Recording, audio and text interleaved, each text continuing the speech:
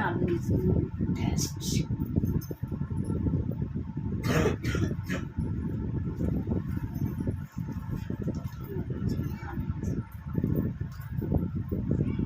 ప్రేమగల తండ్రి, చిన్నగల దేవాన్ని బంగారు పదాలు స్తోత్రాలు చెల్లిస్తున్నాను తండ్రి. ఎవరు కూడా ప్రభావ నా పాట ద్వారా కనపరిచిన ప్రభావ మీరు చూపిన కృపను బట్టి మీకు ఎంతో వందనాలు చెల్లిస్తున్నాను. దేవా జ్ఞాపకం చేస్తున్నాను.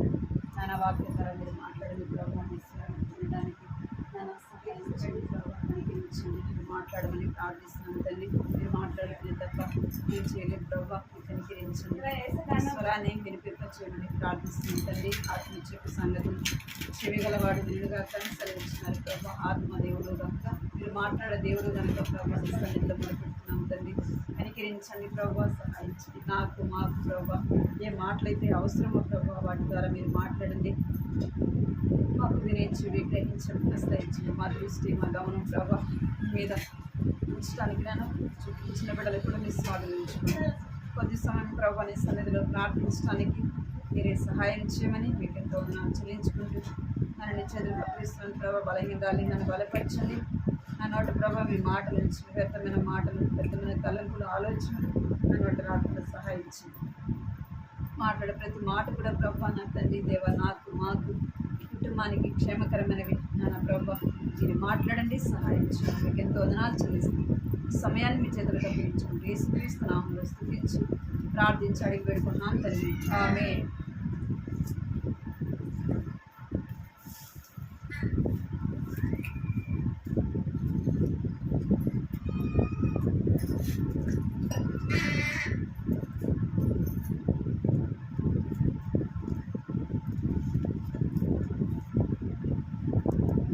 వాక్యం చదువుతున్నాము.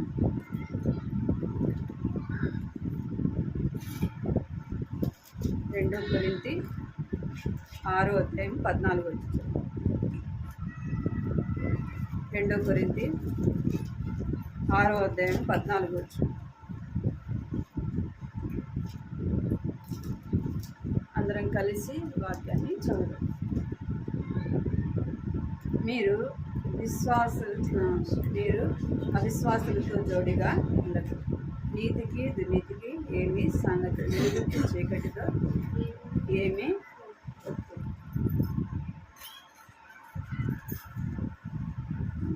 ఒక మాట చదువుదాము.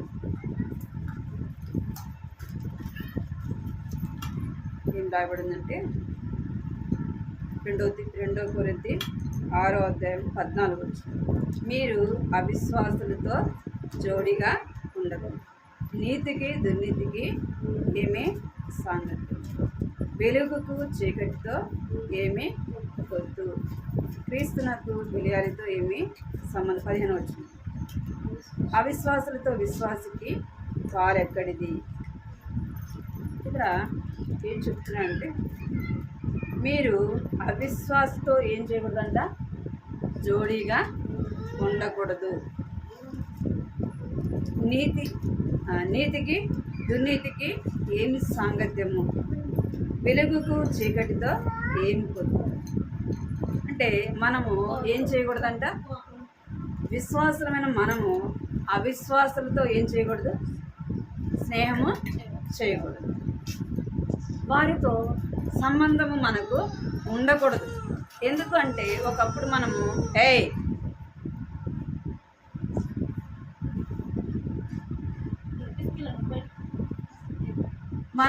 దేవుని బిడ్డలమైన మనము ఎవరితో సాంగత్యం చేయకూడదంట అంటే అవిశ్వాసులతో సహవాసము చేయకూడదు. అన్నితో మనము సహవాసము చేయకూడదు. ఎంతవరకు అంటే మనకి ఎంతవరకు వారితో అవసరమో ఏం చేయాలా అంతవరకే మనము వారితో మాట్లాడేవారుగా ఉండాలి. వారితో మనం ఎక్కువ స్నేహం చేస్తున్నామంటే మన ద్వారా వాళ్ళు నేర్చుకోరు, కానీ వాళ్ళని బట్టి మనం ఏం చేస్తాం, కొంచెం బయటకు తీసుకొని అందుకే మనకు బైబిల్లో చెప్పబడతా ఉంది. ఇంకెక్కడ చెప్పబడింది, వెలుగుకు చీకటితో ఏమి పొత్తు. వెలుగు చీకటి ఎప్పుడు కూడా ఏం చేయదు, రెండు కలవు, కలిసి ఉంటాయా? చీకటి సగం చీకటిగా సగం వెలుతురుగా ఉంటుందా? ఉంటే చీకటన్నా ఉండాలా, లేదంటే వెలుతురన్నా ఉండాలి. మనం ఎలా ఉండాలా? ఉంటే లోకంలోనైనా ఉండాలా, లేదంటే ఎక్కడ ఉండాలా? దేవుని సన్నిధిలో ఉండాలి. అంటే దేవుని ఉంటే లోకస్తులతోనైనా ఉండాలా, ఉంటే ఎవరితో ఉండాలా? దేవుని బిడ్డలతో కూడా ఉండాలి. అందుకే 15వ వచనంలో కూడా రాయబడింది, క్రీస్తునకు బెలియాలితో ఏమి సంబంధము, విశ్వాసికి పాలెక్కడిది రాయబడింది. విశ్వాసికి కొంత ఎక్కడ? విశ్వాసికి అవిశ్వాసం కలుస్తుందా అంటే కలవదు. మనము విశ్వాసులమైన మనము ఒకప్పుడు మన లోకంలో మనము ఇష్టానుసారంగా జీవిస్తూ వచ్చినాం. ఒకప్పుడు చీకట్లో ఉంటూ వచ్చినాం. ఇప్పుడు మనం ఏం చేయబడ్డామంటే వెలిగింపబడుతూ వచ్చినాం. వెలిగింపబడిన మనము ఏం చేయకూడదు? చీకటితో స్నేహము చేయకూడదు. చీకటితో ఏం చేయకూడదు? స్నేహము చేయకూడదు. అలాగ చేస్తే మనం ఏమైపోతామంటే మనం వెలిగింపబడిన మనము ఏమైపోతాం? దినదినము ఏమైపోతాం? ఆరిపోయి ఒకానొక దినం ఏమైపోతాం? పూర్తిగా ఆరిపోతాం. అంటే పూర్తిగా మనం ఏమైపోతామంటే చీకటితో కలిసిపోతాం. అర్థమైంది? చీకటితో కలిసిపోతాం. అందుకే పాలల్లో నీళ్ళు పోస్తే ఏమైపోతాయి? కలిసిపోతాయి కదా, అవునా కదా? అదే నూనెలో నీళ్ళు పోస్తే ఏమవుతుంది? నీళ్ళుగానే ఉంటుంది, నూనెగానే ఉంటుంది. మనం ఎలా ఉండాలా? పాలు నీళ్ళలాగా కాదు ఉండాలి. ఎట్లా ఉండాలా? మనం లోకంలో ఉన్నప్పటికీ లోకం మనకి ఏం చేయకూడదు? అంటకూడదు. మనం ఏం చేయకూడదు అంటే అవిశ్వాసులతో ఎప్పుడు కూడా స్నేహము చేయకూడదు, వారితో జోడీగా ఉండకూడదు. అలాగా మనం ఉండాలని దేవుని వాక్యము చెప్తారు. ఇంకా ఎలా ఉండాలంటే విశ్వాసమైన మనము అవిశ్వాసులతో ఎప్పుడు కూడా స్నేహము అనేది చేయకూడదు. లేవియాకాండం చూడండి, లేవియాకాండం 24, లేవియాకాండం 24వ అధ్యాయం 11వ వచనం. 24:11 చదవండి.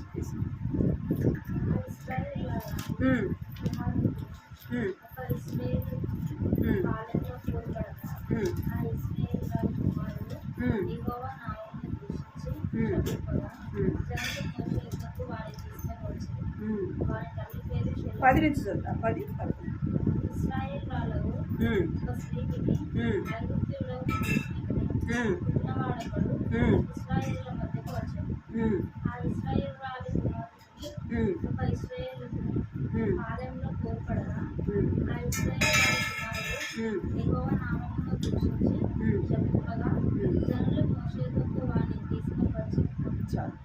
ఇక్కడ దేవుని బిడ్డలు, ఇశ్రాయేలీలు అంటే దేవుని ప్రజలు, ఐగుప్తీయులు అంటే లోకస్తులు.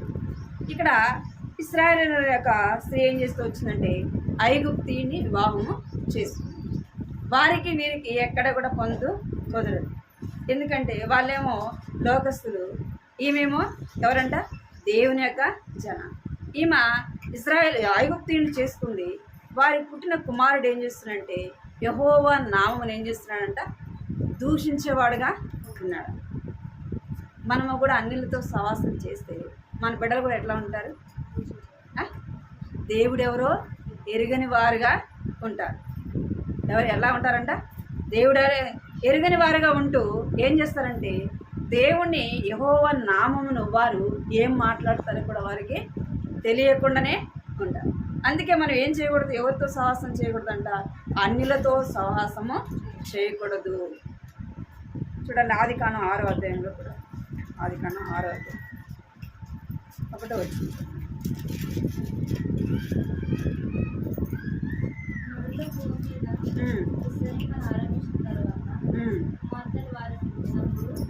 దేవుని కుమారులు చెప్పని వారి నుంచి వారందరిలో తనకు మనసుకు వచ్చిన స్త్రీలను వివాహం చేసుకోవాలి.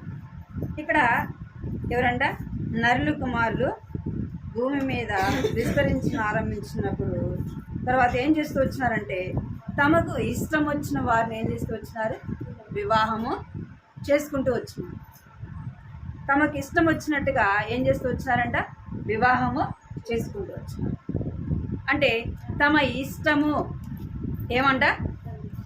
ఏమైందంటే ఇష్టము అంటే మనం అనేకసార్లు ఏం చేస్తామంటే మన ఇష్టాన్ని నెరవేర్చుకునే వారముగా ఉంటాం. ఎవరి ఇష్టం నెరవేర్చే వారముగా ఉంటాము? ఇక్కడ జనాలు ఎవరి ఇష్టము? మన ఇష్టం, నా ఇష్టం అంటాం కదా. ఏదైనా చేయొద్దంటే పిల్లలు ఏమంటారు? ఎందుకు అది చేస్తున్నంటే నా ఇష్టం, నువ్వెవరు అడిగేదానికి.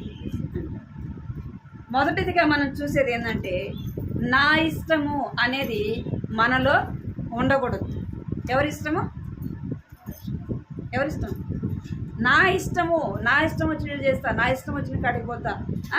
ఏమంటా పిల్లలతో సహా అంటారు అన్నమాట. నా ఇష్టం వచ్చినట్టు చేస్తాను, నువ్వెవరు అడిగేదానికి. అంటే ఇక్కడ నీ ఇష్టము నా ఇష్టం అనేది జరగకూడదు. ఎవరిష్టం జరగాల? దేవుని ఇష్టము జరగాలి. చూడండి సంఖ్యాకాండంలో, సంఖ్యాకాండం 36వ అధ్యాయం, చూడండి సంఖ్యాకాండం 36వ అధ్యాయం 6వ వచనం. సంఖ్యాకాండం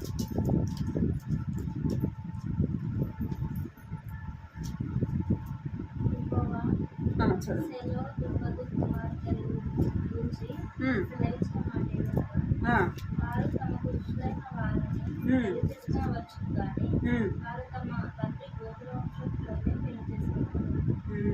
ఇక్కడ ఎంత స్పష్టంగా చెప్పబడింది మాట చూడండి.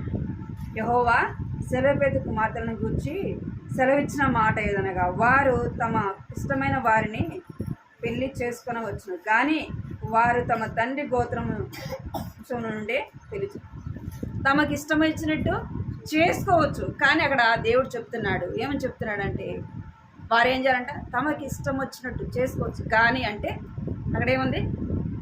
ఆగాల. మనం ఆగే దాన్ని ఆలోచించాలి. చేసుకోవచ్చు, కానీ అలాగూ చేసుకుంటే వారికి ఏముండదు? స్వాస్థ్యం అనేది ఉండదు. అందుకే ఏం చేయాలంట? తమ తండ్రి గోత్రము చొప్పున చేసుకోవాలి. అప్పుడు వారికి ఏమొస్తుందంటే స్వాస్థ్యాన్ని పొందేవారుగా ఉంటారు. నేను ఆ జీవితంలో మనం ఏం చేస్తామంటే అనేక సార్లు మన ఇష్టం, నా ఇష్టము అంటాం. నా ఇష్టం వచ్చినట్టు చేస్తాం, నా ఇష్టం వచ్చిన కడిగిపోతాం కదా. నన్ను ఎవరు అడుగుతారు అంటే దేవుని బిడలముగా చేయబడినాక, రక్షింపబడిన తర్వాత మన మీద మనకేముండదు? అధికారము ఉండకూడదు. నీ ఇష్టం అన్నమాట ఉండకూడదు. నీ ఇష్టాన్ని నువ్వేం చేయాలంటే చంపుకోవాలి. నీ ఇష్టాన్ని నువ్వేం చేయాలా? చంపుకోవాలి. నీ ఇష్టాన్ని నువ్వు చంపుకోవాలా? ఎవరి ఇష్టానికి అప్పగించుకోవాలా? ఎవరిష్టానికి? దేవుని ఇష్టానికి అప్పగించుకోవాలి. దేవుని ఇష్టానికి అప్పగించుకున్నప్పుడు ఆయన ఏం చేస్తాడంటే మన పట్ల తన చిత్తాన్ని నెరవేరుస్తాడు. తన ఇష్టాన్ని నెరవేర్చు. నీ ఇష్టము నా ఇష్టం ఏం చేస్తుందంటే మనకు నష్టాన్ని కలిగిస్తుంది కదా. నీ ఇష్టం నా ఇష్టం ఏం చేస్తుంది? ఇప్పుడు ప్రస్తుతం జరిగేది ఏంది? అదే కదా. సమాజంలో ఏం చేస్తున్నారు పిల్లలు కదా, తెలిసి తెలియని వయసులో ఏం చేస్తున్నారు? నా ఇష్టం వచ్చిన వాళ్ళని నేను చేసుకుంటాను కదా. ఏమంటున్నారు? నా ఇష్టం వచ్చిన వాళ్ళు నేను వివాహం చేసుకుంటాను. ఎవరు అన్నారు బైబిల్లో ఒక మాట? ఆ మాట అన్నారు ఎవరు చెప్పండి?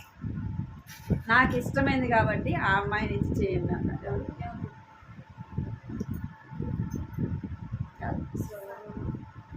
కదా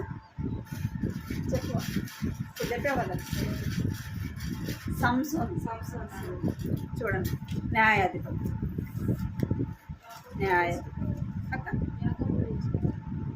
అది వీరు న్యాయాధిపతులు 14 అయితే 3వ వచనం చూడండి.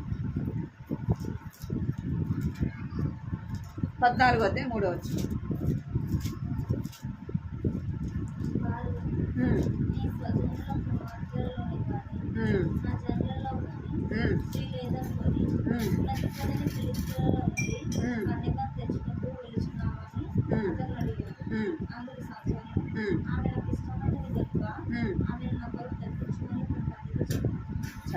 ఏమంటున్నాడు ఇక్కడ?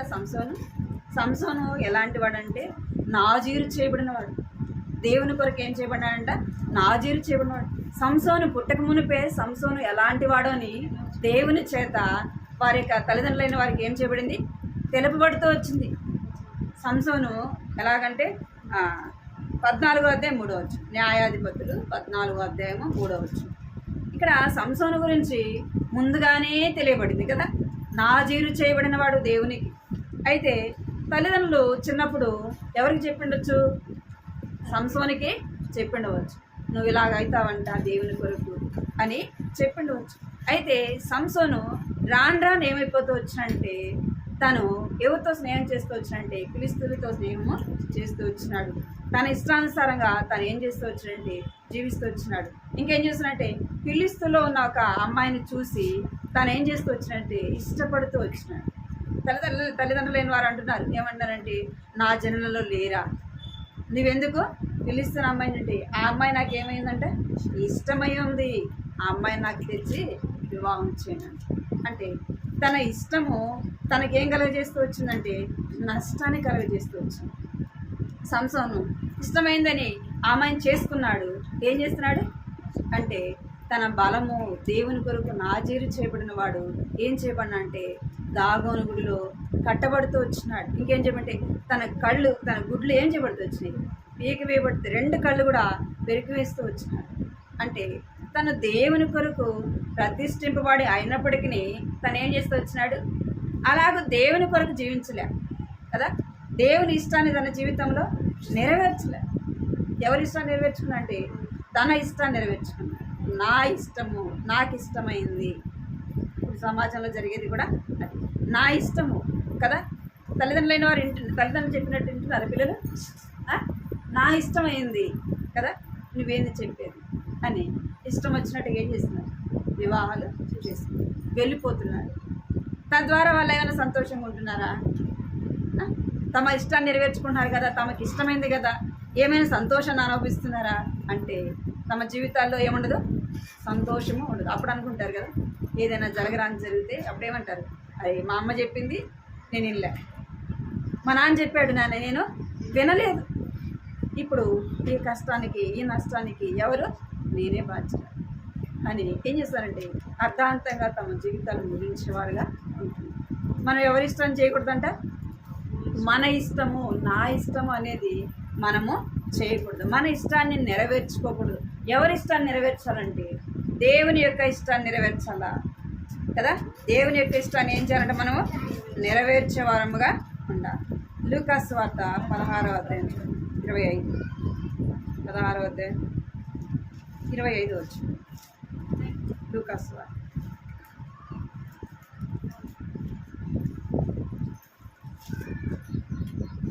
16.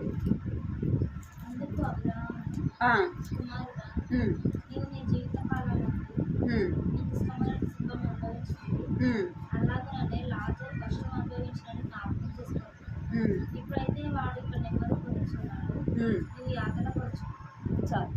ఇక్కడ ఏం చెప్పబడింది 25వ వచనంలో, అందుకు అబ్రహాము నా కుమారుడా, నీవు నీ జీవితకాలం అంతయు నీ ఇష్టమైనది ఏం చేస్తూ వచ్చినావు, నువ్వు సుఖమును అనుభవించితివి. అంటే తన ఇష్టము తను ఏం చేస్తూ వచ్చినాడు, ఈ లోకంలో ఇష్టానుసారముగా సంతోషాన్ని అనుభవిస్తూ వచ్చినాడు, సుఖాన్ని అనుభవిస్తూ వచ్చినాడు, తన ఇష్టమైన జీవితం జీవించినాడు. అయితే ఒక దినాన ఏమైపోయినాడు, తన ఇష్టాన్ని నెరవేర్చుకుని ఎక్కడికి వెళ్ళిపోయినాడు, మరణం వచ్చింది. ఎక్కడికి పోయినాడు, నిత్య నరకానికి వెళ్ళినాడు. అంటే తన జీవితంలో తన ఏం పోగొట్టుకున్నాడు, నిత్య రాజ్యాన్ని పోగొట్టు, అంటే తన సొంత ఇష్టాన్ని నెరవేర్చుకున్నాడు. ఏం పొందినాడు అంటే నష్టాన్ని పొందినవాడుగా చూస్తున్నాం. అందుకే మన ఇష్టము నెరవేర్చుకోవాలి. అందుకే ప్రసంగిలో బాగా ఉంటుంది చూడండి, ప్రసంగి 11వ అధ్యాయం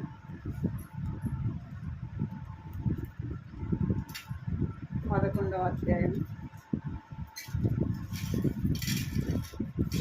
11:9 చూడండి. ప్రసంగి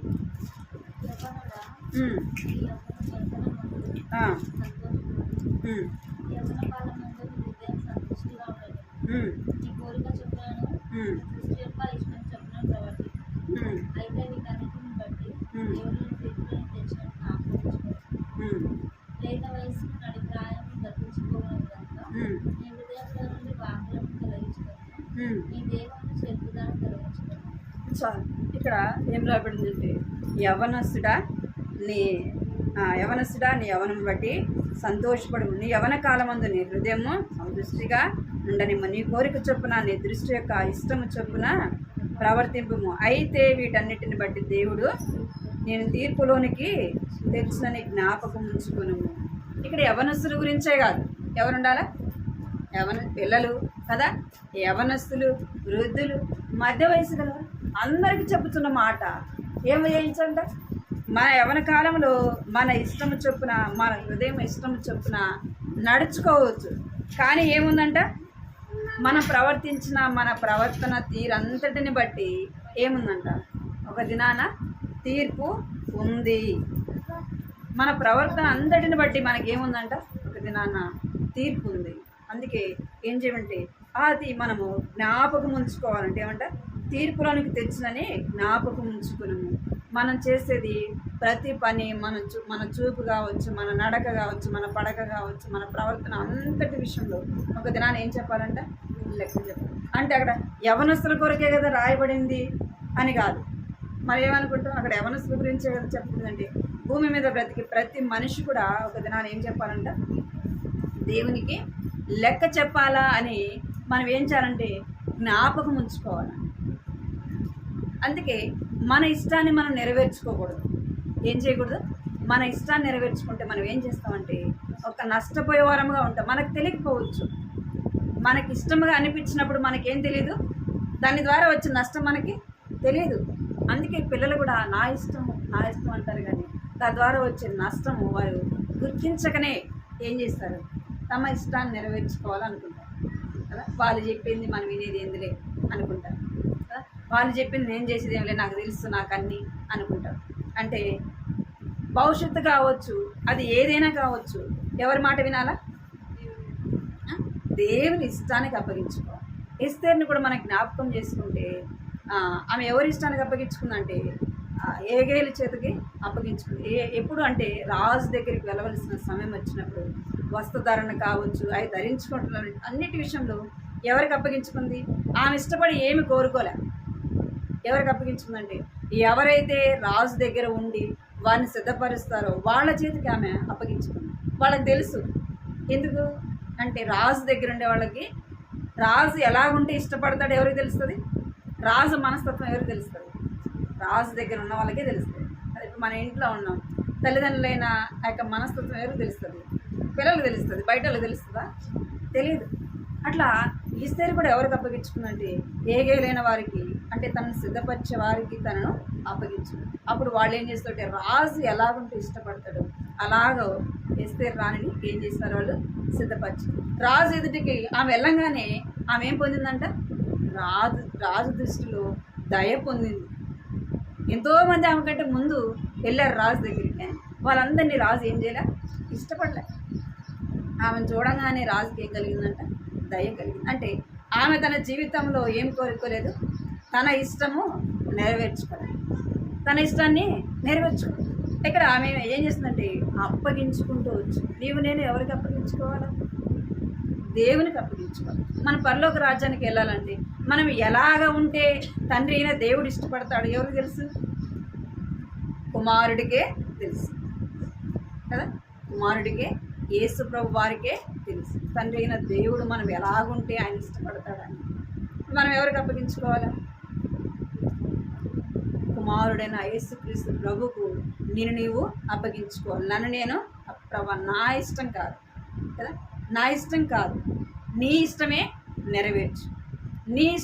నీవు ఇష్టపడినట్లుగా నువ్వు నన్ను సిద్ధపరచు, నీవు ఇష్టపడినట్లుగా నేను జీవించడానికి నాకు సహాయం చేయ ప్రభు అని అడగాలి. మొదటిది ఏం చేయకూడదు? మనము మన ఇష్టాన్ని నెరవేర్చుకోకూడదు, దేవుని ఇష్టానికి అప్పగించాలి. రెండవది మనం ఏం చేయాలంటే లోబడే వారంగా ఉండాలి. ఏముండాలంటే ఎవరికి లోబడాలా? చూడు, 1 పేతురు 5వ అధ్యాయం 5వ వచనం.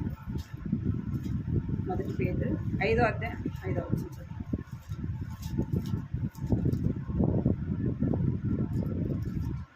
చదవండి.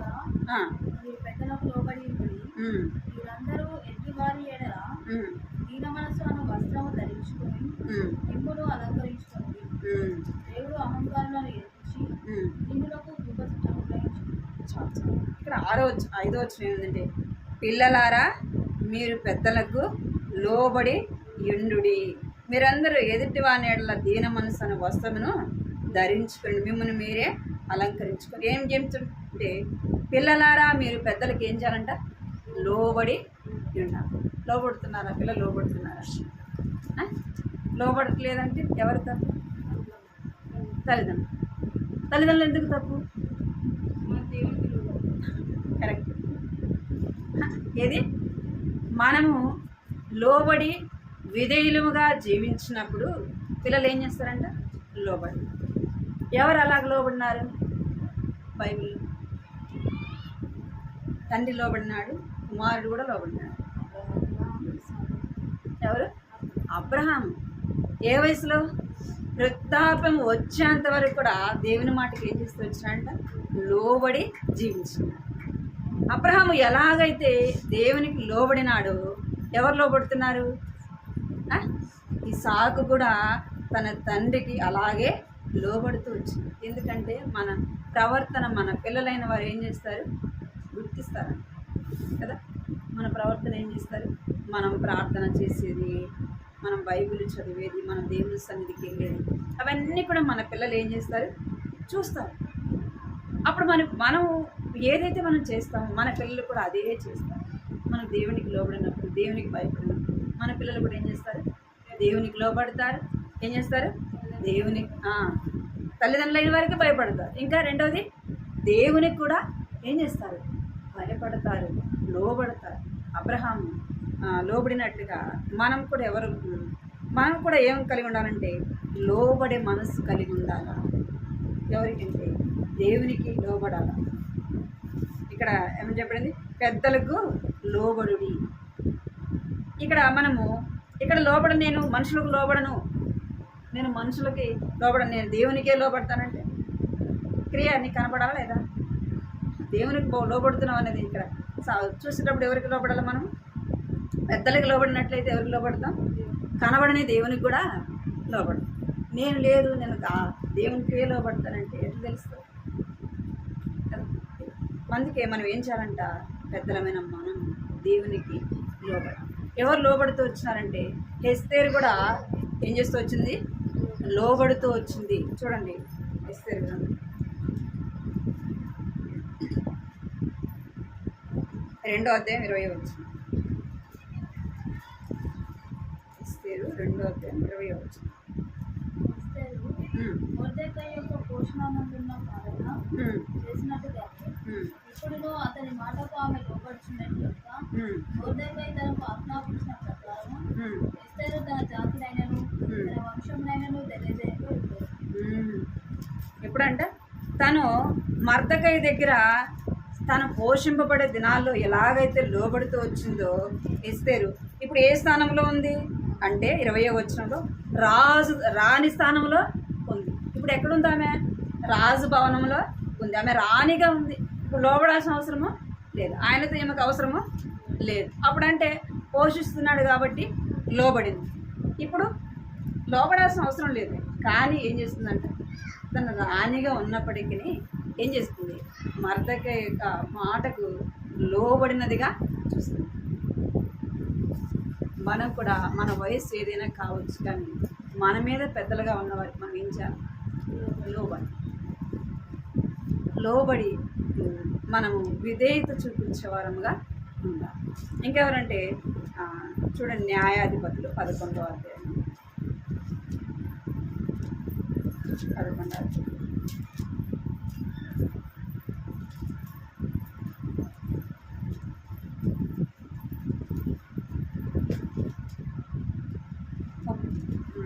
ఐదు నిమిషాలు 11వ అధ్యాయం 35.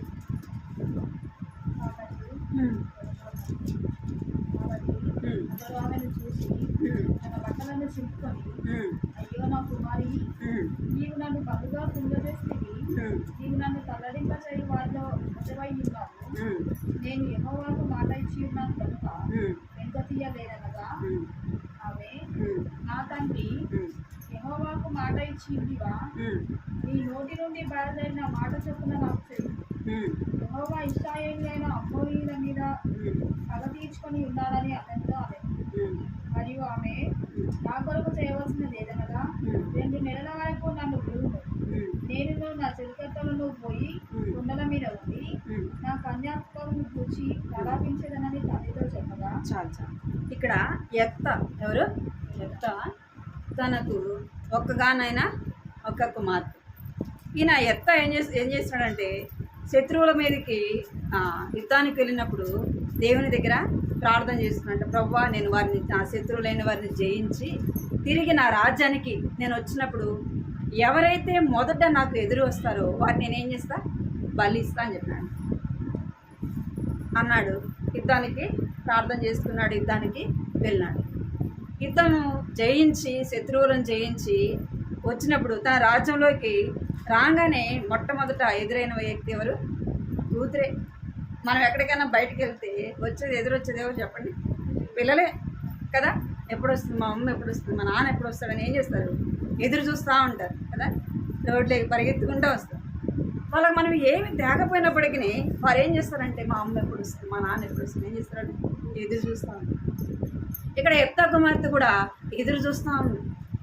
ఆయన కూతురు చూడంగానే ఎత్తాకి ఏమొచ్చింది?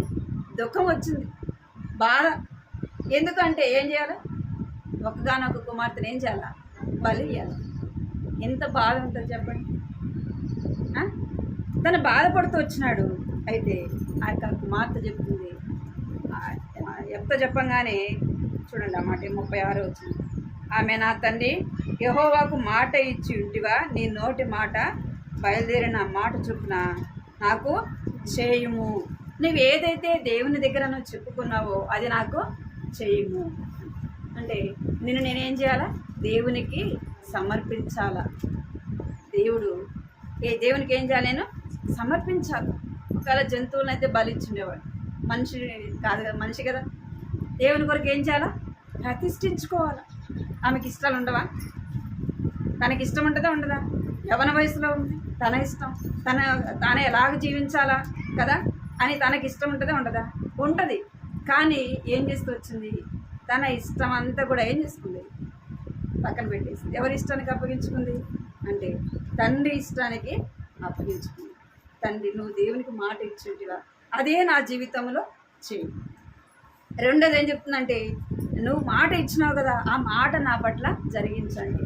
అక్కడ ఏం కనపడుతుంది అంటే ఒక పక్క తన ఇష్టాన్ని తోసివేసుకుంది. రెండోది ఏం చేస్తుందంటే తన తండ్రి మాటకు లోబడినదిగా చూస్తుంది కదా. తన ఇష్టాన్ని పక్కన పెట్టింది. చెప్పిండొచ్చు, నువ్వు మాట ఇచ్చినావు కదా, నువ్వు మాట ఇస్తే నా జీవితం ఎందుకు పాడైపోవాలా కదా, అది నా పట్ల ఎందుకు చేస్తావు, మరి ఏదైనా ఈ దేవునికి కదా అని పిల్లలు కూడా సలహాలు ఇస్తారు కదా. ఏదైనా చేస్తామన్నప్పుడు ఏం చేస్తారు పిల్లలు? ఇట చేయి మమ్మీ, అట చేయి మమ్మీ అని చెప్తారు, సలహాలు చెప్తారు. చెప్పరా? వారికి ఏదైనా కష్టం అనేది మనం చెప్పినామనుకో, కాదు మమ్మీ అట చేయి ఇట చేయి అని చెప్తారు. అంటే ఇక్కడ ఆ ఎత్త కుమార్తె ఏం చెప్పలేదు, ఏ మాట కూడా ఆమె ఎదురు చెప్పలేదు. తన ఇష్టాన్ని పక్కన పెట్టేసింది. తన యొక్క తండ్రి మాటకు లోబడుతూ వచ్చింది. నేను కూడా అలాగా లోబడేవారముగా ఉండాలా. మొదటి సమయం చూడండి, 2వ అధ్యాయము. మొదటి సమయం 2వ అధ్యాయం 11వ చూడండి. తర్వాత ఎల్కానా రామాలోని తన 2వ అధ్యాయం 11వ వచ్చింది. 2:11 అదేనా?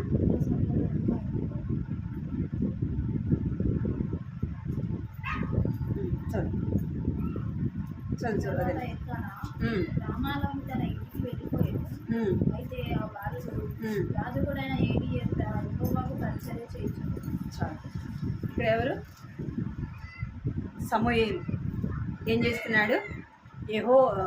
ఏలియా ఎదుట యెహోవాకు ఏం చేస్తున్నాడంట? పరిచర్య చేస్తున్నాడు. అంటే ఇక్కడ ఏలి ఏ వయసులో ఉన్నాడు? వృద్ధాప్యంలో ఉన్నాడు. ముసలోళ్ళ మాట వింటారా? పిల్లలు వింటారా చెప్పండి? అమ్మమ్మో నాయనమ్మో ఏదన్నా తెమ్మని చెప్తే వింటారా? వినరు కదా. తల్లిదండ్రుల మాటే వినరు. ఇక మరి పెద్దోళ్ళ మాట విని లోబడతారా? ఇక్కడ సమూయేలు ఏం చేస్తున్నాడు అంటే ఏలి వృద్ధాప్యంలో ఉన్నాడు. ఏలీకి 2 కుమారులు ఉన్నారు.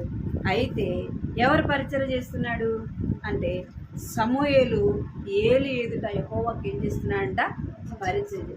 వయసు చిన్న వయసు అయినప్పటికీ ఏం చేస్తున్నాడంటే ఏలి యొక్క మాటకు ఏం చేస్తున్నాడు? లోబడిన వాడుగా ఉన్నాడు. దేవుని మాటకు లోబడి ఏం చేస్తున్నాడంటే ఆ చిన్న వయసులోనే దేవుని సన్నిధిలో ఏం చేస్తున్నాడంట? పరిచర్య చేసేవాడుగా ఉన్నాడు. ఎవరు అలాగ పెంచారు అంటే తల్లి పెంచింది. అన్న ఏం చేస్తుంది? అలాగూ పెంచింది. అందుకే ఇక్కడ మొదటి అధ్యాయంలో 28లో వచ్చింది చూడండి. కాబట్టి నేను ఆ బిడ్డను యెహోవాకు ప్రతిష్ఠించుచున్నాను, తాను బ్రతుకు దినములన్నిటను వాడు యెహోవాకు ప్రతిష్ఠితుడని చెప్పాడు. అప్పుడు వాడు యెహోవాకు అక్కడనే మొక్కాడు. చాలు. ఏం చేస్తున్నాడంట? ఆ చిన్న వయసులోనే దేవుని సన్నిధికి రాగానే ఏం చేస్తున్నాడు? మొక్కుతున్నాడు. అంటే లోబడుట, విధేయత చూపించుట, తన ఇష్టం అనేది లేదు. ఎవరి ఇష్టానికి అప్పగించుకునంటే దేవుని ఇష్టానికి అప్పగించు, దేవుని మాటకు లోబడిన వాడుగా ఉంటున్నాడు. చిన్న వయసు నుంచే మనము నేర్పించాల్సినవి ఏంటివి? పిల్లలు వాళ్ళకి ఇష్టం వచ్చింది చేయడానికి కాదు. ఎవరిష్టం చేయాలి? తల్లిదండ్రులే లేక ఇష్టము చేయాలి. అలాగే చేయాలంటే చిన్నప్పటి నుంచే నేర్పించాలి. పెద్దయినాక రాదు. పెద్దయినాక చెప్తే ఏం చేస్తారు? పెద్దయినాక చెప్పినాం అనుకోండి ఏమైపోతారు? ఏదో ఒకటి చేసుకుంటారు. ఒక ప్రాణానికే ఏం చేస్తారు?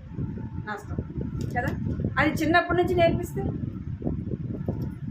చిన్నప్పటి నుంచి నేర్పించడం ద్వారా వాళ్ళు పెద్ద అయినప్పుడు కూడా తమ ఇష్టాన్ని వారు నెరవేర్చుకోవాలని ఎప్పుడు కూడా అనుకోరు. ఇది నేను చేయకూడదు, ఇది ఏం చేయాలా, ఇది నేను చేయాలంటే ఎవరిని అడగాల? మా అమ్మని అడగాలి, మా నాన్నని అడగాలి. వారి ఇష్టమే నేను చెయ్యాలా అనేది వాళ్ళ మనసులో పడిపోదు. మన చిన్నప్పుడు వారిని మనం ఏమనకుండా పెద్ద వయసు వచ్చినాక మనం చెప్పినామనుకో లోపడతారా? లోపడదు. ఆ మాట ద్వారా వాళ్ళకి ఏమవుతుందంటే హృదయంలో నొచ్చుకొని ఏమైపోతారు? ఏదో ఒకటి చేయడానికి వాళ్ళు చేస్తారు. అందుకే చిన్నప్పటి నుంచే వారి మాట వినేది, విధేయత చూపించేది, లోబడేది, అవన్నీ కూడా ఎప్పటి నుంచి రావాలా? చిన్న వయసు నుంచే రావాలి. మనకు కూడా ఎప్పటి నుంచి రావాలా? రక్షింపబడినప్పటి నుంచి కదా.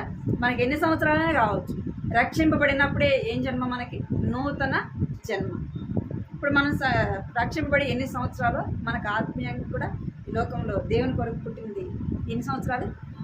ఒకవేళ ఇప్పుడు 2 సంవత్సరాలు అనుకోండి మీరు దేవుని నమ్ముతారు. ఇప్పుడు ఎన్ని సంవత్సరాలు? దేవునిలో పుట్టి ఎన్ని సంవత్సరాలు? 2 సంవత్సరాలు. లేదా 10 సంవత్సరాలు నేను దేవుని నమ్ముకొని ఇప్పుడు ఎన్ని సంవత్సరాలు? 10 సంవత్సరాలు. అంటే మనం దేవుని నమ్ముకున్నప్పటి నుంచి ఒకప్పుడు తెలియదు మనకి దేవుని కొరకు ఎలాగ బ్రతకాలో, ఎలాగ దేవుని మాట వినాలో, ఎలాగ లోబడాలో అవి తెలియదు. ఇప్పుడు దేవుని వాక్యం మనకు బోధించబడుతుంది కాబట్టి మనం ఏం చేయాలి?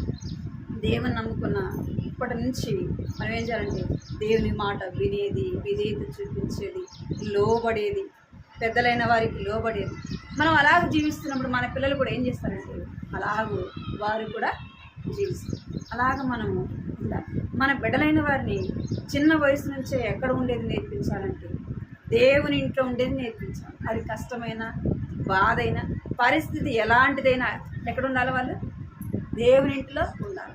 ఇప్పుడు సమయాలను ఎప్పుడు తీసుకొచ్చి వదిలిపెట్టింది? పాలు వదిలిపెట్టంగానే వదిలిపెట్టింది. పాలు మర్చిపోయినాడు, దేవుని ఇంట్లో వదిలిపెట్టింది. స్నానం చేసేది తెలుసా? బట్టలు ఉతుక్కుండే తెలుసా? మరి ఏలి ఏమన్నా వయసులో ఉన్నాడు ఏదైనా చేయడానికి? ఆమె ఏం చేస్తుంది? మ్రొక్కుకుంది, దేవునికి అప్పగించింది. అరే నా పిల్లోడు నేను వదిలిపెడితే నా పిల్లోడికి కష్టమవుతుందేమో, స్నానం ఎవరు చేపిస్తారు, బట్టలు ఎవరు ఉతుకుతారు అనుకుందా? అనుకుంటే సమూయేలు అంత పెద్ద ప్రవక్త అయ్యేవాడు కాదు కదా. చిన్న వయసులో దేవుని స్వరాన్ని వినిండేవాడు కాదు. మనం ఏం చేయాలా? కొడుకుని వీపీఎస్ పంపించమంటే ఏం చెప్పి, అమ్మో పోయినసారే మా పిల్లోడు చాలా బాధపడినాడు, ఈసారి అయితే అస్సలు పంపాము, మేము దగ్గర అయితేనే పంపిస్తాం కదా, మా ఇంటి పక్కన అయితేనే పంపిస్తాం. ఏం నేర్పిస్తాం మనం పిల్లలకి? నువ్వు ఈ లోకంలో ఏదైనా నువ్వు సంపాదించి పెట్టచ్చేమో, కానీ దేవుని ఎందు భయం మాత్రం నువ్వు నేర్పించలేదు అని నువ్వు ఏమి ఇవ్వకపోయినా ఏమి ఇవ్వాలి పిల్లలకి? దేవుణ్ణి ఇవ్వాలి. దేవుణ్ణి ఇవ్వాలంటే కొత్త బైబిల్ ఇస్తే చాలా మరి వాడు చదవద్దా? దేవుని మాట వినొద్దా? మరి ఎట్లా వింటాడు? కష్టమైన నష్టమైన ఎక్కడ చేయాలి? మేము యూత్ మీటింగ్కి పోయినాం. ఎంత బాధ అంటే అంత బాధ, చెప్పలేనంత బాధ. మద్రాసు పోయినామా, నాకు ఆరోగ్యం బాగాలేదు, మద్రాసు పోయినామా, వారం రోజులు రెస్ట్ అన్న మాట లేదు. డాక్టర్ ఏం చెప్పినంటే రెస్ట్ తీసుకోమని చెప్పాను. పోయినాం, వారం రోజులు అయిపోయింది. వచ్చిన మళ్ళీ 2 రోజులకి ఎక్కడ పోయినాం? యూత్ మీటింగ్ పోతే ఎంతమంది? 15,000 మంది.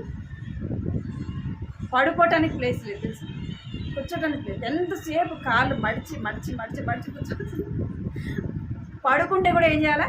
కాళ్ళు మడుచుకొని పడుకో. నాకైతే అసలుకి ఎంత బాధ వేసిందంటే, ఎంత కష్టం అనిపించింది. తెరిసా ఉంది, నర్సాపూర్ పిల్లలు ఇద్దరు ఉన్నారు. ఒకవేళ నేను మధ్యలో వద్దామన్నా కూడా రావడానికి వీల్లేదు. ఎందుకు చెప్తున్నానంటే కష్టం ఉంటుంది. ఒక పక్క మేలు ఉంటుంది, ఒక పక్క ఏముంటుంది? కష్టం కూడా ఉంటుంది.